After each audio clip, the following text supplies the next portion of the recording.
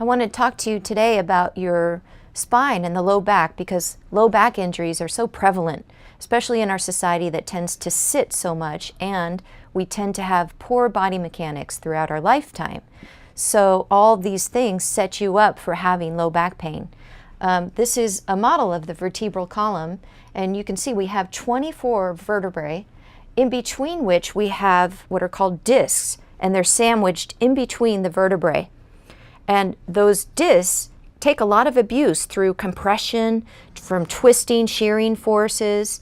And the disc is actually a great shock absorber, but if it has any shearing force, then it can actually be damaged. And it's made up of a soft center and a harder outer surface. And what can happen is that soft center can squirt out and push on the nerve root, causing a lot of sciatica or nerve pain. There's also musculature that tends to get weak on people over a lifetime, and if you don't keep those core muscles really strong, then they can get damaged pretty readily. So I'll be showing you things that you could do to keep those muscles strong and to prevent low back pain. Also, I want to train people how to really protect their spine and not take it for granted, so that you really keep your spine protected through proper body mechanics and better postural positioning. So one of the ways that we like to teach people about their back is to go over the anatomy of the spine. So typically with low back pain, you have 5 lumbar vertebrae, and in between the vertebrae, like I mentioned before, are the discs. The most vulnerable discs are the last 2 vertebrae and the discs, and we number them from 1 to 5. So from 1 down to the sacrum, the last 2 are the 4th and 5th lumbar vertebrae, or we shorten it and call it the L4 and L5 vertebrae. And you can see we actually name the discs the same way, the L4-5 disc or the L5-S1 disc, which are in between the last lumbar vertebrae and the sacrum. So the reason those are more vulnerable are because most of our body weight lies on top of that area, and it becomes a point of torsion or rotation. So what can happen, and this is a demonstration, you can see this red area. That's where the soft center has squirted out of the harder area and can actually push onto the nerve root that comes out in between the vertebrae. Now that can cause a lot of symptoms into the lower extremity. So one thing to note, if you have low back pain, acute low back pain, you have to really seek help if you have any loss of bowel or bladder function. So that's really critical. You have to seek medical attention right away.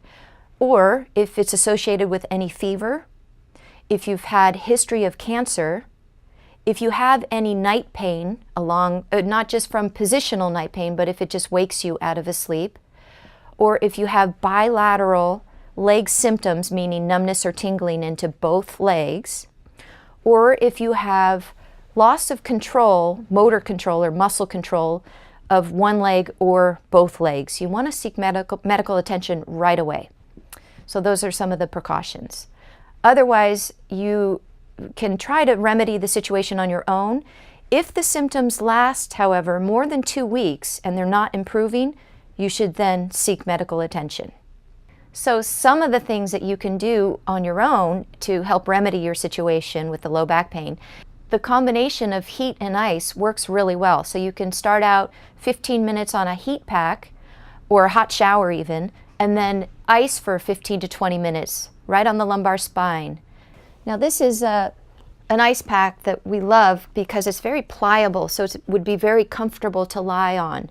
And when you lie down, you want to have your knees bent with a pillow underneath or a bolster, but having the knees bent, both knees bent, helps to take the pressure off the lumbar spine.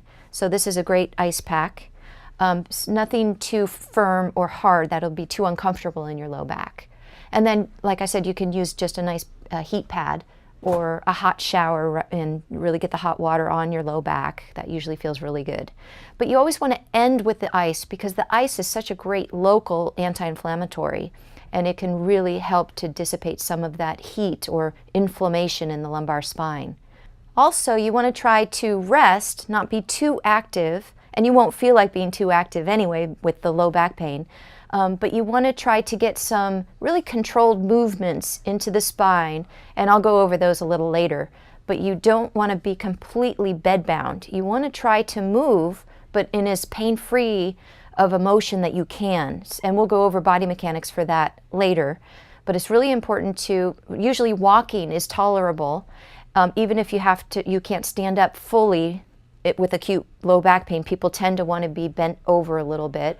But as you get motion and you start walking, then you can usually stand up a little straighter. Also, we try to stay away from being too inactive. A lot of times in the old days, they used to say bed rest. And we don't want too long of a rest period.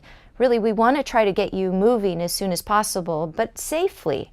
So you want to try to get up walking. Even if you can't stand up fully. With acute low back pain, a lot of times people can't stand up fully straight.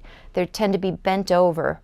And so you want to try to get moving even if you're in a bent over position. And then as you continue to move, typically that helps to lubricate the joints and gets compression, decompression into the disc tissue and can actually help you feel better. And then you can start standing up a little straighter as time goes on, as you keep walking. Now you have to really gauge yourself and kind of know your limits. And typically we use a pain scale. So 0 meaning no pain at all, 10 meaning excruciating, take me to the emergency room type pain. And you really don't want to be beyond a 5 out of 10 pain level to do the activities. So if you're above a 5 out of 10, then you want to try to take it really easy and just do the ice and heat and check with your doctor about anti-inflammatory medication or muscle relaxers. Sometimes those help. But we've found that the ice and heat are a really great way to help those acute symptoms and to bring that pain level down to a lower level so that you can become more active. These are all just strategies to give you, but it's really important to consult with your physician if you have low back pain. And a lot of times they can, come up with the heart of the matter and figure out what's going on with your low back, especially if you've had recurrent back pain. And they can also prescribe physical therapy, which can give you strategies on prevention, similar to what we've discussed here today, but more specific to your diagnosis.